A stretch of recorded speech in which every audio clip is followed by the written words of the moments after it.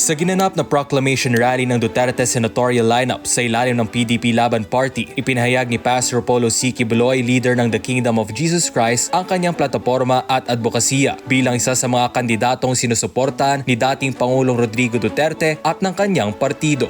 Sa kanyang mensahe, binigyang din ni Pastor Quiboloy ang kanyang pangako na labanan ang korupsyon, isulong ang kapakanan ng bawat Pilipino at gawing mas maunlad at malinis ang bansa. Giit ni Pastor Quiboloy, sa ilalim ng pamumuno ni dating Pangulong Duterte, nakaranas ang bansa ng Golden Age o Renaissance sa ekonomiya, infrastruktura at peace and order.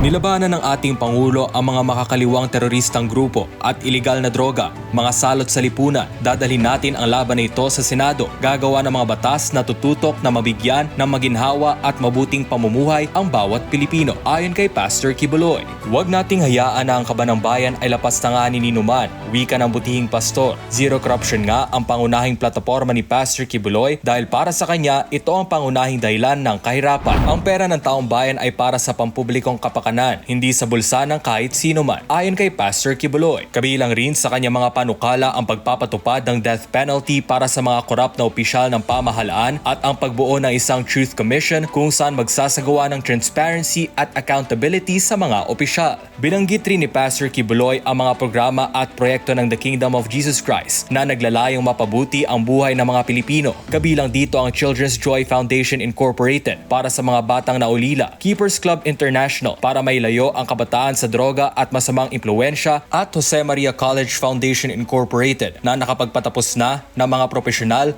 tulad ng mga abogado at doktor. Dagdag pa rito, ang KOJC ay aktibo rin sa pangangalaga sa kalikasan sa pamamagitan ng Sunshine Philippines Movement at pagtulong sa mga nasalanta ng kalamidad sa pamamagitan ng SMNI Foundation Incorporated. Limitado man ang aming resources, ngunit napalago ang simbahan mula sa Davao City hanggang sa iba't ibang panig ng daigdig. Mula pa noon, aktibo ring tumutulong ang KOJC sa lipunan at pamahalaan sa pamamagitan ng mga humanitarian programs, wika ni Pastor Quiboloy. Bilang isang spiritual leader at kandidato sa Senado, naniniwala si Pastor Quiboloy na ang tunay na pagbabago ay magmumula sa pagwawakas ng korupsyon at pagtataguyod ng hustisya at katotohanan. Naniniwala ako na panahon na upang magkaroon ng tunay na lider sa Senado, wika niya.